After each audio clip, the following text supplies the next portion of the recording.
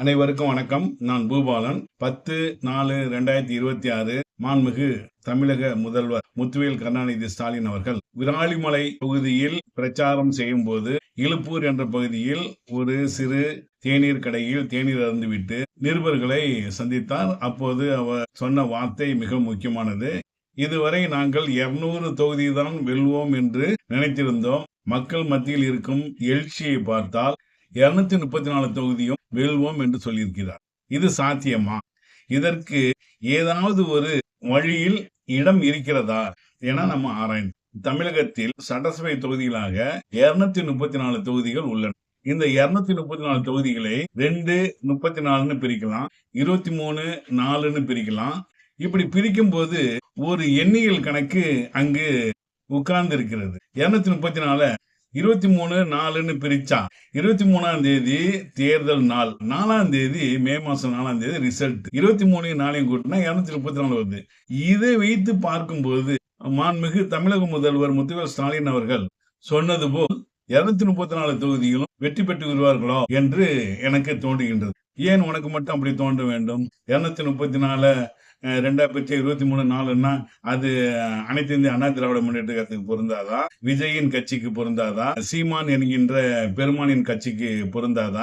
அவங்களுக்கும் இதேதான நம்பரு, இதேதான தேதி, இதேதான எண்ணிக்கை நாள் அப்படின்னு சொல்லுவீங்க. 234 என்ற தொகுதியை 2/34 பிரிக்க முடியாது. ஏன்னா அதற்கான தேதிகள் இல்லை. 2ஆம் தேதி இருந்தா கூட 34 தேதி இல்லை. அதனால 23/4 பிரிக்கிறதுக்கு தான் சரியா வருது, தேதி வைஸா பிரிக்கும் போது. அப்படி பார்க்கும்போது 23/4 234 தொகுதியும் திமுக மட்டும் தான் வெல்லுமா? மீதி கட்சிகளுக்கு பொருந்தாதா என்றால் பொருந்தும். அவங்களும் 234 வின் பண்ணலாம், அல்லது 200க்கு மேல வின் பண்ணலாம். இங்கதான் இன்னும் ஒரு திருப்பு முனை அமைந்திருக்கிறது. 23ஆம் தேதி தேர்தல் நடக்கும் நாள், 4ஆம் தேதி ஓட்டு எண்ணிக்கை நடைபெறும் நாள். அன்னைக்குதான் ரிசல்ட் மேக்சிமம் வந்துடும். தேர்தல் முடிவு அறிவிக்கப்படும் மே 4ஆம் தேதி. என்னதான் இருக்கிறது நாள்காட்டியில் என்று பார்த்தால் அன்றுதான் அக்னி நட்சத்திரம் என்ற ஒரு பெரும் வெயில் தொடங்குகிறது. இந்த வெயிலின் தாக்கத்தில் இலைகள் கருகி போகும், தாமரை வாடி போகும். அதனால் சூரியன் மொத்தமும் 234 தொகுதியும் வெல்லும். ஒருவேளை ஏதாவது மாற்றங்கள் ஏற்பட்டால் 2/34 என பிரிக்கப்பட்டாலும் 2 தொகுதி வெளியில் போய்விடும், அல்லது 23/4 என்று பிரிக்கப்பட்டாலும் 4 தொகுதி வெளியே போகும்.